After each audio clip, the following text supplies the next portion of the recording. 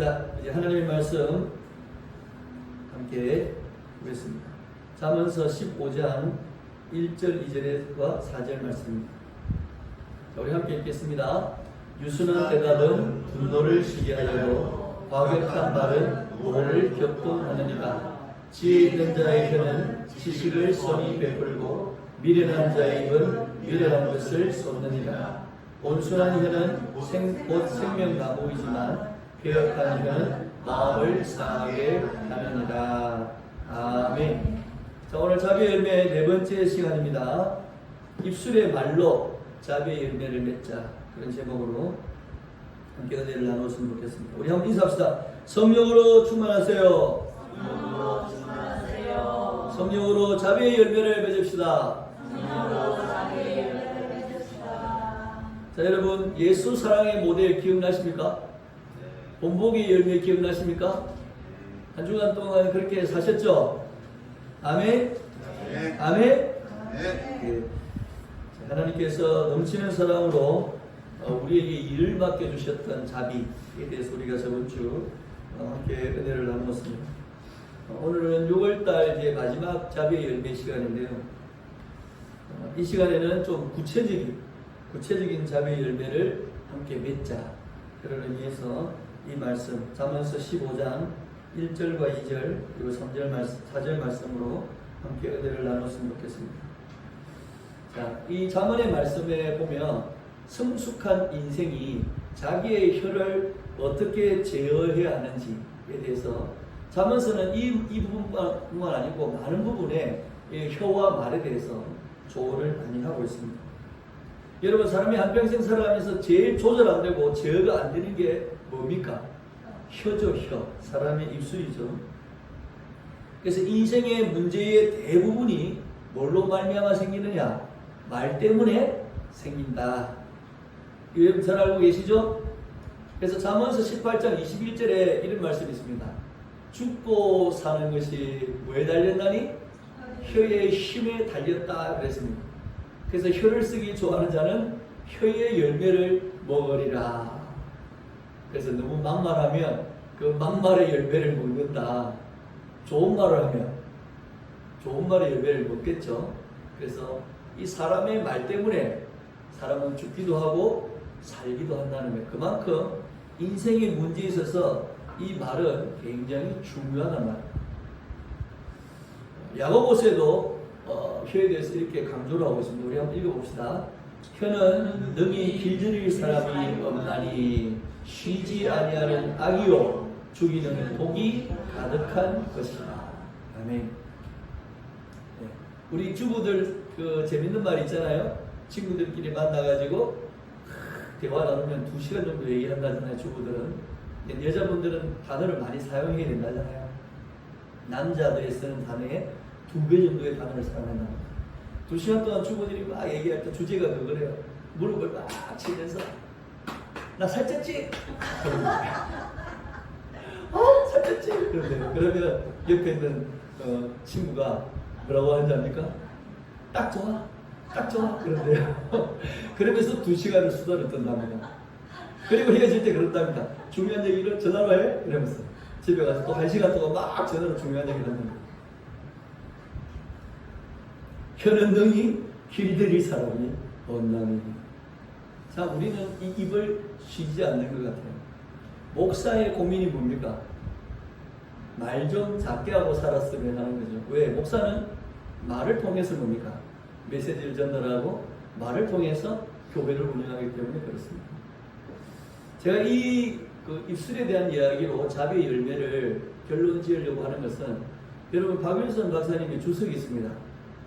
한국 목회자로서 처음으로 전체 주석을 한 목사님이신데, 이 박사님의 주석을 자비의 열매 부분을 보니까 자비의 열매에 대해서 설명을 하는데, 자비라는 것은 친절을 말하는 것이다. 그래 놓고는 그 나머지 부분을 다 뭘로 채우냐니까 이 말에 대해서 채웠어요. 그러니까 박wilson 박사님은 자비를 베푸는 것은 곧 무엇을 하는 것이다? 친절한 말을 하는 것이다 라는 관점을 가지고 이 자비의 열매에 대한 주석을 하십니다. 그 다른 주석에 보면은 뭐 자비에 대한 의미를 설명하고 자비에 대한 여러 가지 예를 들죠. 여러분 선한 사마리아인 아시죠? 자비의 대표적인 그 행동, 실천의 모델은 선한 사마리아입니다. 자기하고 아무런 관계가 없는 사람임에도 그의 고난을 보고 뭡니까? 자기 그 선을 베풀죠, 그죠?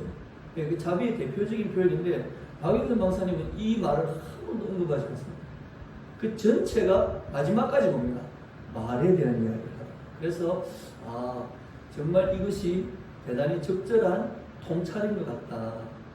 그래서 오늘 저의 이 자비의 열매의 결론 부분에 우리가 이 말의 자비, 이 친절한 말에 대해서 우리가 구체적으로 좀 묵상을 했으면 좋겠습니다. 그래서 우리가 이 말을 통해서 자비의 모습을 드러내는 예수교의 성도, 그러니까 우리가 말할 때 이 아름다움이 빼어나고 이 아름다움이 친절히 전도가 되어지는 그런 예수교회가 되었으면 좋겠습니다. 그러면 여러분 사람이 최초로 했던 말 어떤 말이었을까요? 사람이 최초로 했던 말 창세기에 나오죠. 어떤 말이었을까요? 사랑의 고백이었습니다. 창세기 2장 23절에 아담이 뭐라고 말합니까? 내 뼈 중에 뼈요 살 중에 살이라. 이것을 남자에게서 취하였은즉 여자라 부르리라. 누구를 보고? 하와를 보고. 그러니까 하나님이 지어서 자고 난 다음에 눈을 떠보니까 누가 있어요? 하와가 있는 거예요. 근데 아담이 하와를 향해서 뭐라고 말합니까? 너는 내 뼈 중에 뼈다. 살 중에 살이다. 위대한 사랑의 고백이죠, 그죠? 네. 한국 여성의 또 세계 모든 여성들이 남편을 향해서 아침마다 묻는 질문이 뭐예요? 자기 나 사랑해? 묻죠? 남편이 기가 막히는 거죠. 이렇게 오랜 세월, 이렇게 헌신하면서 뼈가 빠지게 살았는데 고작 한다는 말이에요. 자기 나 사랑해? 그럼 사랑 안 했으면 이때까지 살았겠나? 이건 경상도 남자의 말입니다. 자, 이 말을 들은 하와의 마음이 어땠을까요? 감동적이었겠죠. 이건 타락하기 전에 뭡니까? 아담이 했던 고백입니다. 그러니까 사람이 제일 먼저 타락하기 전에 했던 말은 무엇이었다? 사랑의 고백이었다. 의미 있죠. 우리가 하나님의 자비를 성령으로 맺을 수 있는 것은요, 우리의 말이 타락하기 전에 말로 회복되어지는 거예요. 그럼 어떤 말들이 나가겠습니까? 사랑의 고백들이 나가는 거죠. 이는 내 뼈 중에 뼈요, 살 중에 살. 하와가 그 말을 딱 들었을 때 너무 기뻤을 거예요. 그리고 마음이 놓였을 거예요. 왜? 처음 보는 거잖아요. 뭐 결혼식을 한 게 아니고 연애를 한 것도 없고 그냥 처음 봤잖아. 처음 봤고 이 사람은 처음 태어난 거예요. 근데 이 아담이 처음 만나는 이 사람이 한다는 말이 위로해주고 품어주고 맞아주는 이 따뜻한 말. 그 정도도 아니죠. 너는 내 뼈 중에 뼈다. 너무 좋았을 겁니다. 자, 근데 타락을 하고 난 다음에 아담이 하와에게 뭐라고 했을까요? 3장 12절에 하나님이 주셔서 나와 함께 있게 한 이 여자가 그 나무 열매를 주므로 내가 먹었나이다. 아담이 뭐라 그러니까 타락하고 난 뒤니까 사랑의 고백이 뭐로 바뀌었어요? 배반의 고백이 된 거야. 이 여자 봐라 이렇게 된 거야. 비겁한 변명을 늘어놓는 아담. 중요한 건 아담의 이 말보다 이 아담의 말을 들었던 하와의 마음이 어떻겠습니까? 이야, 이 인간이 왼수가 따로 없구나. 그래서 할머니 할아버지들 그 예전에 그 대화하는 프로그램이 있었잖아요. 그 할아버지가 할머니에게 어떤 분이에요? 왼수지 왼수 이렇게. 타락한 인간은 왼수입니다, 그죠? 아마 하와는 이 얘기를 들었을 때 굉장히 마음이 아프고 힘들었을 겁니다. 모든 책임을 지금 아담이 누구한테 돌리고 있습니다? 하와한테 돌리고 있습니다. 우리 집안이 이렇게 된 거는 다 며느리가 잘못 들어왔어 그래. 이런 얘기가 한국에서 뭡니까? 그냥 평범한 얘기잖아요. 집안에 여자가 잘못 들어왔어 그래 이렇게. 그죠? 특히 한국 여성들은 애가 장애를 앓거나 애가 병을 앓거나 하면 누구 탓이에요? 엄마 탓이잖아. 네. 집안에 가세가 기울면 며느리 탓이고, 집안이 흥하고 돈이 잘 벌고 출세하고 이러면 뭡니까? 남편 탓이고, 아버지를 닮아서 그래. 우리 애 머리 나쁜 건 누구 닮아서 그런 거야? 이렇게. 그죠? 타락을 하면 우리의 말이 그래 변한다는 거야. 자, 제가 유튜브에 잘잘법이라는 그 프로그램이 있습니다. 거기에 말을 잘하기 위해 반드시 지나야 할 세계 황금문이라는 주제를 가진 내용이 나오더라고요. 여기 이제 그 목사님께서 유대인들은 말을 하기 전에 세계의 황금문을 지나야 된다라고 교훈을 한대요. 첫 번째 황금문이 뭔가? 뭐라고요? 이 말은 참말인가? 진실된 말인가? 이걸 먼저 지나야 된다. 지금 내가 하는 말이 진실한 말인가? 이걸 고민하고 먼저 생각해야 된다. 여러분, 우리가 사는 세상은 무슨 뉴스가 많아요? 가짜 뉴스가 많죠. 예. 누군가가 의도를 가지고 이익을 보기 위해서 막 퍼뜨리죠. 근데 중요한 건 가짜 뉴스가 잘 돌아다녀요. 이유가 뭘까요? 누군가는 그 소리를 듣고 싶은 거죠. 그죠? 그게 진실이든 참말이든 거짓말이든 상관없이 그 소리를 듣고 싶은 사람들이 있는 거죠. 그러니까 가짜뉴스가 뭐예요? 장사가 잘 되는 거죠. 내가 하는 말이 참말인가 진실인가를 먼저 통과해야 된다. 두 번째는 뭘까요? 이것은 꼭 필요한 말인가? 이걸 통과해야 됩니다. 여러분, 쓸데없이 하는 말이 참 많죠. 어떤 철학자가 인간이 쇠퇴해가면서 퇴락해가면서 하는 세 가지 행동 중에 마지막 행동이 뭐냐니까 잡담이라는 거예요. 잡담. 우리말로 쓸데없는 말이죠. 잡담을 사람들이 한다는 거예요.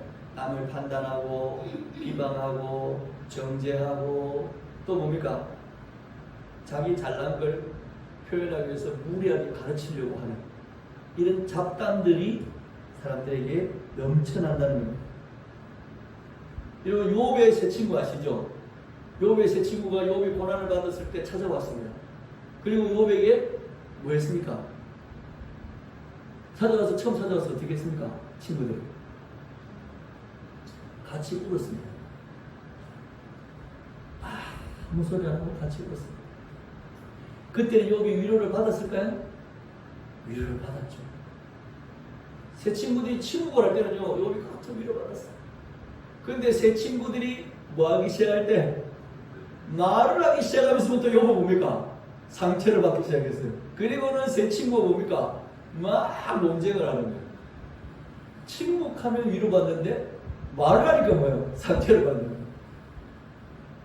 쓸데없는 잡담을 우리가 참 많이 하죠. 이게 꼭 필요한 말인가? 이걸 통과해야 된다. 세 번째는 이것이 과연 친절한 말인가? 하는 것을 통과해야 된다는 거예요. 감정이 격해져가지고 막 상처를 주려는 그런 말들 합니까? 안 합니까? 하죠. 네.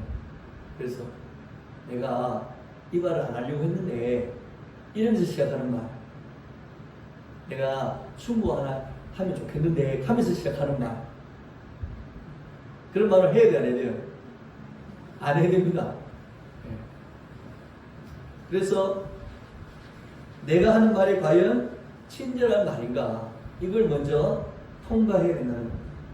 상대를 진심으로 존중하고 있는 그대로 격려해주고 그 아담이 하와에게 했던 말처럼 그런 애정을 담은 말, 그런 말인가라는 것을 고민해 봐야 된다. 그래서 그 잘잘법에 나오는 목사님이 이렇게 정리를 해주시더라고요. 우리 같이 봅시다. 참 말이 아닌 말들이 세상을 떠돌고 있고 필요하지 않은 말들이 홍수처럼 범람하고 있고 친절하지 않고 무정하고 폭력적인 말들이 세상을 가득 채우고 있습니다. 이렇게 정리를 하시고요. 와, 정말 참 와닿는 말이더라고요. 그래서 우리가 자비의 열매의 마지막 시간에 우리가 이 말에 대한 부분을 좀 정리를 해본다면 정말 우리가 이것만 제대로 해도 그리스도인으로서의 빛을 그 소금을 제대로 드러내지 않을까 그런 생각을 참 많이 했습니다. 그래서 오늘 이 잠언 말씀 우리 1절, 2절, 4절을 우리가 좀 보면서 함께 자비의 열매를 찾아갔으면 좋겠습니다. 첫 번째로 우리 1절 말씀 같이 읽겠습니다. 유순한 대답은 분노를 시기하여도 과격한 말은 노를 격동하느니라. 아멘. 여기 유순하다는 말은 부드럽다는 말입니다. 부드러운 대답이죠. 상대가 지금 부드러운 대답을 한다는 말은 무슨 말이에요? 상대가 지금 감정이 격해져 있습니까? 상대도 부드럽단 말입니다. 상대가 지금 격해 있는 거죠. 거칠다는 거죠. 근데 대답을 어떻게 하라고요? 부드럽게 유순하게 해라는 거예요. 그러면 상대의 분노가 뭡니까? 이렇게 가라앉는다는 거예요. 개떡같이 말해도 찰떡같이 알아들으면 된다고 우리 한국 속담 그런 속담인지 모르겠지만 그런 말이 있죠. 그래서 상대의 분노를 가라앉히는 방법은 부드러운 대답이라. 이런 부드러운 대답이 우리에게 있어야 된다는 겁니다. 그것이 자비의 열매를 맺는 굉장히 중요한 출발점이 될 수 있다. 여러분 교통사고 나고 이러면 일단 상대들은 감정이 어떻게 되어 있습니까? 격해져 있죠. 말톤이 뭡니까? 올라가죠. 그럴 때 유순한 대답을 하고 우리 김정희 여사님이 저때 그 헬스장에서 있을 때 얘기를 잠깐 해주실 때 막 남자들이 막 이렇게 격해져가지고 감정이 올라갈 때 나이가 드신 중후한 여자분이 이렇게 얘기를 했다고 해요. 제가 여러분들보다 나이가 좀 많기 때문에 여기에 제가 좀 말씀을 드린다면서 그러면서 조곤조곤 이렇게 얘기하니까 그 두 사람의 감정이 뭡니까? 좀 가라앉으면서 분위기가 정리가 됐다고. 중요한 거죠. 어떤 상황이든지 우리가 격한 상황에서 유순하게 부드럽게 대답을 할 수 있는 그런 말의 훈련이 굉장히 중요하다. 근데 가격한 말을 어떻게 합니까? 화를 더 뭡니까? 격동시킨다. 더 불러일으킨다. 그러니까 우리 예주교회는 과격한 말을 삼가하는 교회가 되어야 되겠다. 여러분이 그런 자비의 열매를 맺어야 됩니다. 아멘입니까? 그래서 여러분 평생 화내는 말을 안 하고 사는 게 참 복된 인생입니다. 정말 성숙한 사람이죠. 여러분 우연찮게도 저번 주일날 분당 우리교회 이창수 목사님 설교가 야고보서 3장의 설교였습니다. 말에 대한 설교를 하셨더라고요. 근데 그 설교를 잠깐 들어봤는데 자기 분당 우리 교회가 개척을 할 때에 자기가 문화를 하나 만든 게 있대요. 그게 뭐냐니까 말을 할 때에 과격하게 말하지 않기 운동을 했대요. 그래서 목사님한테 와가지고 개척이니까 여러분 개척교회는요 성도들이 목사들한테 담대합니다. 왜? 교회 작죠. 목사 보이고 가진 거 없죠. 힘 없죠. 그러니까 성도들이 목사한테 와가지고 막 토를 높입니다. 근데 이찬수 목사님 앞에 가서 누가 막 토를 높여서 막 얘기를 하더래요. 그게 이찬수 목사님 그랬대요. 집사님, 왜 집사님 하는 말을 들어보니까 너무 좋은 말이라고. 너무 귀한 조언이라고. 근데 그 보배로운 말을 왜 더러운 그릇에 담으려 하십니까? 그만하십시오. 그리고 감정을 좀 가라앉히시고 다시 와서 얘기합시다. 그랬다는 거예요. 그리고 성도들한테 서로 대화할 때 과격하게 분을 내면서 말하지 않기 운동을 했다 그래요. 그런 분위기를 만들었다. 근데 꽤 시간이 걸렸다 그래요. 그래서 지금 교회들을 막 개척시켰지 않습니까? 분립시켰잖아요. 이게 자기 본교회 목사들 말고 타 교회에 계시다가 분립 개척에 동참하신 그 15명의 목사님들이 분당 우리교회에서 1년 동안 훈련받으면서 이찬수 목사님한테 하는 말이 뭐냐니까 성도들이 과격하게 감정을 내어서 말하지 않는다. 참 신기하다. 자기가 개척할 때 그런 문화를 만들었다. 그래서 제가 그 얘기 들으면서 참 중요하다. 개척 초기에 교회가 이렇게 세워지고 형성되어 갈 때 이런 문화, 말에 대한 문화를 잡아나가는 것은 참 중요한 것 같다고 생각했어요. 예술교회도 그러기를 축복합니다. 예. 자, 두 번째 2절 말씀 우리 같이 읽겠습니다. 지혜 있는 자의 혀는 지식을 선히 베풀고 미련한 자의 입은 미련한 것을 쏟느니라. 아멘. 지혜 있는 자가 어떤 자냐? 지식을 선히 베푸는 자라는 거예요. 근데 지식을 선히 베푼다는 이 말의 뜻이 뭐냐니까 하나님의 말씀을 잘 말하는 것을 의미한다고요. 지식을 선히 베푼다는 것은.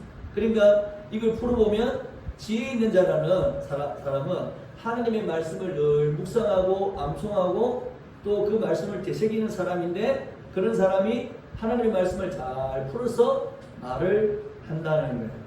그게 어떤 사람이라고요? 지혜 있는 사람이에요. 그래서 여러분 베드로전서 4장 11절에 뭐라고 말씀합니까? 만일 누가 말하려면 뭐 하는 것 같이? 하나님의 말씀을 하는 것 같이 하고 그렇게 가르쳐요. 그래서 여러분 우리가 자비의 열매로 우리의 말에 자비의 열매를 맺으려면 우리가 이웃과 대할 때에 하나님의 말씀을 하는 것처럼 말하려고 노력해야 된다는 거예요. 여러분 성경 구절을 암송하라는 게 아니고 그 하나님의 말씀에 담긴 의미들을 나누고 어떤 상황에서든지 그 말씀이 그 상황에 적절하게 요구하는 것들을 베풀 수 있는 지혜로운 성도가 되어야 된다. 그렇지 않는 말들은 무슨 말이란 말이에요? 미련한 자의 입이라는 거예요. 아무 생각 없이 그냥 막 쏟아낸다는 거예요. 하나님의 말씀을 생각하지 않고 말하는 모든 쓸데없는 말들은 뭐라고요? 미련한 말이야. 미련한 자의 입이라는 거예요.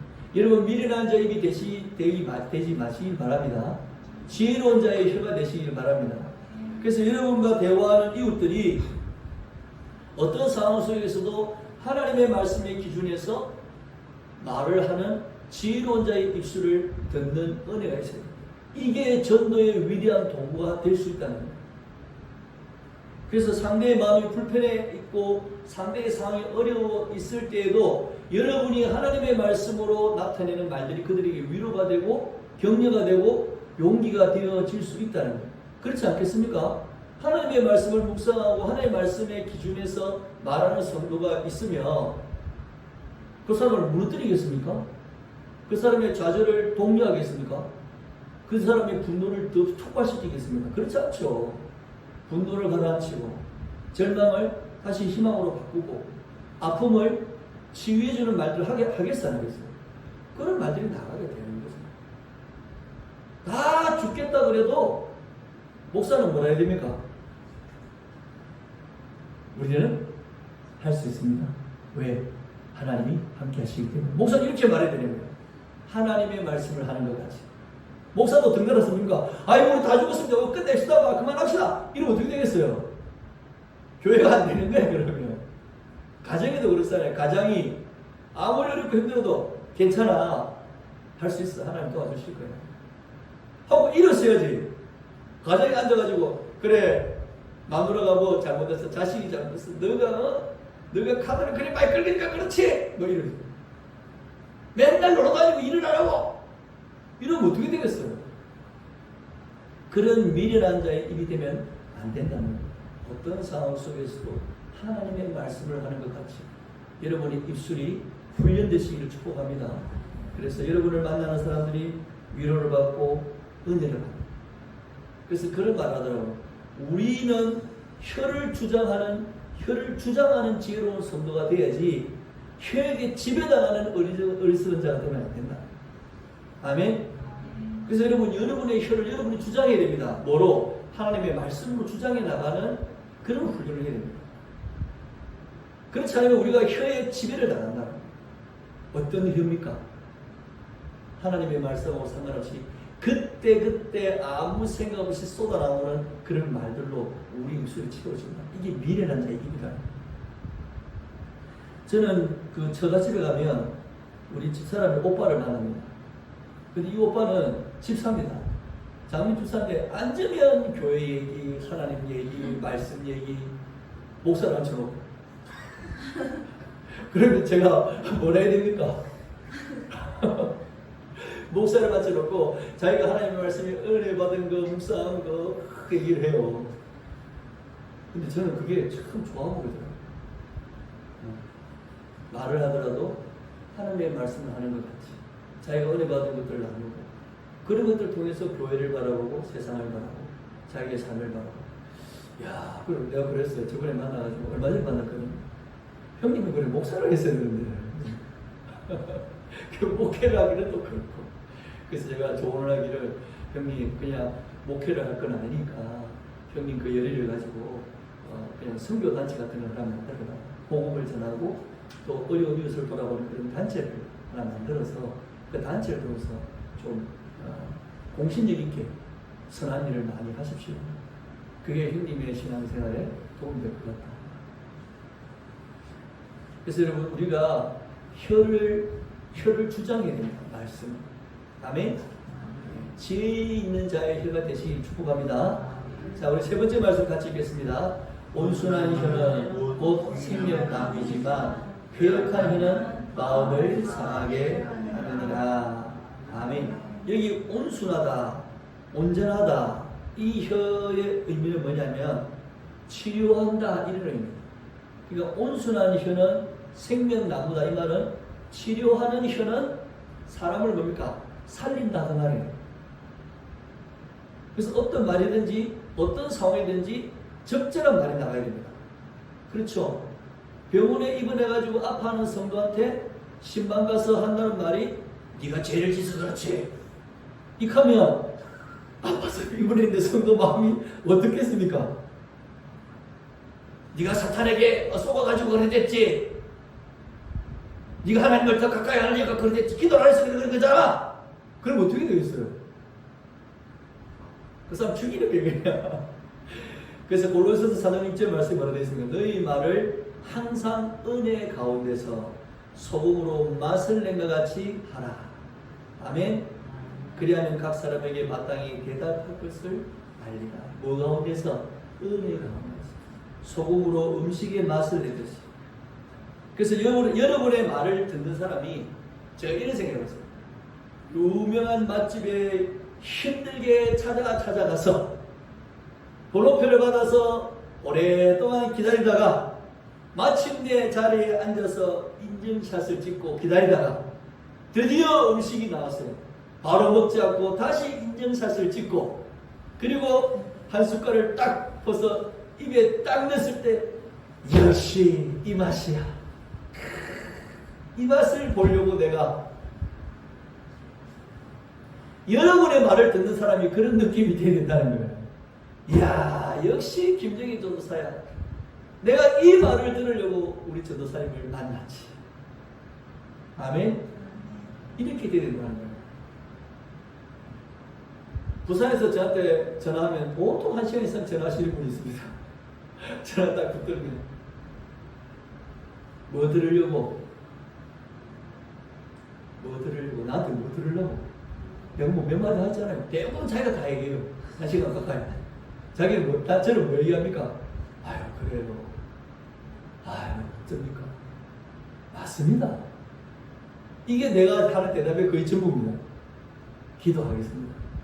기도 열심히 하십시오. 저는 이런 말밖에 안 해요. 대부분 한 40분, 50분은 그분 얘기 다 하고. 뭐 하려고 저한테 전화했습니까? 그게 위로의 한마디. 집사님이, 장로님이 맞습니다. 잘하고 계십니다. 더 기도하십시오. 잘 될 겁니다. 이 말 들으려고. 여러분의 말을 듣는 사람이 참 힘들어도 이 맛집 가서 그 줄 서서 기다리다가 드디어 인증샷을 딱 찍고 딱 먹었을 때 걔가 그래서 뭡니까? 야, 또 다른 맛집을 막 검색하고 다음에도 또 이 집에 와야지라는 그 희망, 그 소망을 품는 것처럼 우리의 말을 듣는 사람이 저 정도, 그래도 이 정도의 희망 가져야 될 거 아니에요. 우리 말을 듣는 사람들이 맛집에서 갖는 감동도 못 가진다면 우리의 말이 얼마나 이 가치 없는 말이 되겠어요. 여러분, 생명을 살리는 치료하는 혀가 되시기를 축복합니다. 이 치료는 어떤 치료입니까? 죄인을 구원하는 치료입니다. 죄인에게 용서와 희망을 전달해주는 치료입니다. 예수 복음의 말이죠. 그래서 에베소서 2장 13절에 이제 전에 멀리 있던 너희가 그리스도 예수 안에서 그리스도의 피로 가까워졌다. 이 복음의 말이죠. 당신은 하나님과 멀리 떨어져 있었습니다. 그래서 이 많은 죄의 고통들이 당신의 삶에 팽배합니다. 그러나 예수 그리스도로 말미암아 당신은 하나님과 가까워질 수 있습니다. 아멘. 그리고 예수를 믿으십시오. 그러면 당신과 당신의 집이 이 모든 악하고 죄 때문에 고통받는 삶에서 구원을 받을 것입니다. 이 복음의 말, 생명의 말을 우리가 외울 수 있는 그런 온순한 혀, 치료하는 혀가 되시기를 축복합니다. 여러분, 폐역한 혀는 어떤 혀입니까? 괴롭게 한다는 거예요. 마음을 상하게 한다는 거예요. 말만 하면 뭡니까? 막 힘든 거예요. 막 그 사람 말 듣고 있으면. 그래서 여러분, 야고보서 3장 6절에 우리 같이 읽을까요? 혀는 불의의 세계라. 혀는 우리 지체 중에서 온몸을 더럽히고 삶의 수레바퀴를 불사르는 그걸 사르는 것이 지옥불에서 나옵니다. 그러니까 이 폐역한 혀가 이 사람 한번 이렇게 뱉어져 가지고 이 마음을 상하게 할 때 어느 정도냐니까 지옥불처럼 뭡니까? 이 사람을 삶의 수레바퀴를 불사른다는 겁니다. 여러분, 말 잘못하면요, 그 사람 인생을 뭐요? 잿더미로 만드는 거예요, 그냥. 여러분, 성도의 말이 이래가 되겠냐? 그리스도의 말이 이래가 되겠냐? 안 됩니다. 아멘? 여러분의 말 때문에 이웃이 괴로움을 당하고 불타는 고통을 당한다. 이거 정말 문제입니다. 여러분, 이것만 고쳐도 하나님의 자비가 예수를 믿는 사람을 통해서 나타난다는 거예요. 여러분의 치료하는 이 혀를 통해서 사람들이 생명과 구원을 얻는 이런 자비의 열매, 이 입술의 열매, 여러분이 맺으시기를 축복합니다. 그래서 여러분, 유순한 대답을 할 수 있는 성도, 입술로 지식을 선히 베푸는 성도, 치료하는 말로 생명을 주는 성도가 되어야 될 줄 믿습니다. 여러분, 제가 이 말을, 이 말씀을 하면서도 저는 참 가슴이 좀 뜨끔뜨끔합니다. 왜? 저는 다른 사람에게 상처 주는 말을 굉장히 잘하는 사람이었어요. 아주 젊을 때. 제가 입을 한번 열면요, 그 사람을 그냥 매장을 시키는 거예요. 거기에 아주 능숙한 사람이었어요. 사람의 표본을 찔러가지고 기도 못 펴게 하는 그런 말들을 막 독서를 내뱉는 그런 사람이었어요. 근데 하나님이 이 입술을 어떻게 바꿨습니까? 말씀을 전하는 입술로 바꾼 거죠. 이것만 해도 뭡니까? 이 얼마나 큰 은혜인지 모릅니다. 저만 그래요? 여러분도 그래요? 저만 그래요?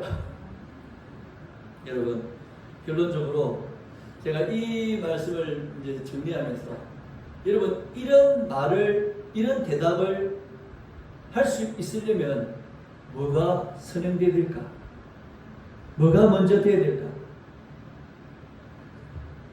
부드럽게 대답하고 은혜롭게 말하고 마음을 치유하는 생명을 부르는 말을 할 수 있으려면 우리가 가장 먼저 해야 될 게 뭘까? 이거 맞추면 제가 오늘 통닭 쿠폰 제가 카톡으로 쏴드리겠습니다. 뭘 먼저 해야 되겠어요? 뭘? 네. 저 자신을 먼저 보면 안 돼요. 땡입니다. 통닭 쿠폰 쏜다니까 진짜. 뭐가 먼저 돼야 될까? 말씀. 뭐가? 주인께서. 아, 이제 모르겠죠? 힌트. 힌트? 가는 게 있으면 오는 게 있어야죠. 말. 어른 말. 말을 내가 이렇게 잘 하려면 뭘 해야 됩니까? 어? 생각. 말을 잘 하려면 잘 들어야 들어요. 아니, 여러분, 정말 말을 잘하는 사람은요, 그 사람의 말을 잘 듣는 사람, 경청을 하는 사람.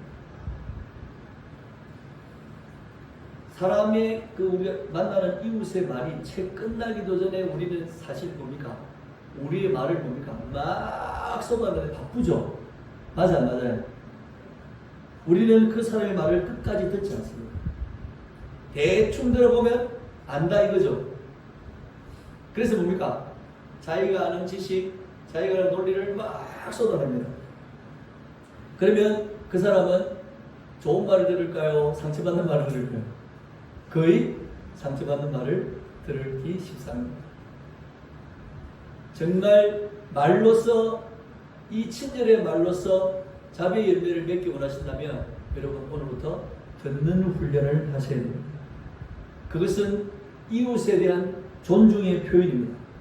이 이웃을 사랑하는 표현입니다.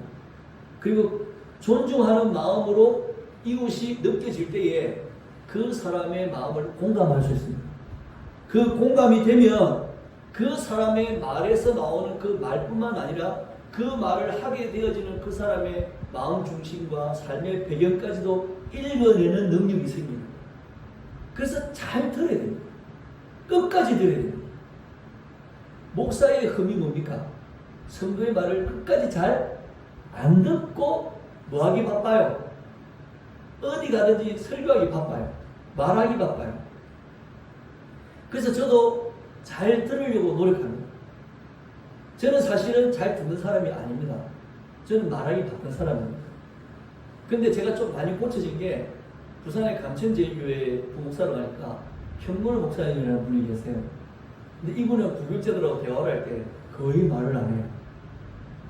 1시간이요. 계속 듣고 있어요. 계속 듣고 있어요. 그리고는 몇 마디 해요.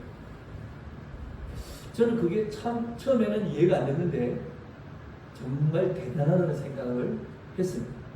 그리고 또 한편으로는 그 상대를 제대로 이해하려면 그 사람의 말을 끝까지 들을 수 있는 능력을 가져야 된다. 그러니까 그 사람을 잘 이해하고 그 사람의 가장 적절한 말을 할 수 있게 되더라는 거예요. 그래서 여러분, 예수님께서 듣는 귀가 복되다 그렇게 말씀하셨습니다. 여러분, 복된 귀가 되시기를 바랍니다. 그래서 존중하고 공감하고 제대로 이해하는 듣는 귀를 가진 성도가 먼저 되어야 이 친절의 말, 살리는 말, 위로하는 말을 할 수 있는 자비의 열매를 맺는 성도가 될 수 있다는 겁니다. 그래서 여러분, 우리 이제 6월달 아닙니까? 6월말을 이제 맞이하고 이제 반년이 또 남았잖아요. 이 반년 동안은 여러분의 입술이 예주교회에서 유순하고 하나님의 말씀이 나타나고 치료가 나타나고 위로가 되어져요. 왜 그런 말이 나올 수 있습니까? 잘 들어주고 잘 들어주고 그런 경청의 은혜가 여러분이 함께 있으시기를 예수님의 이름으로 축복합니다.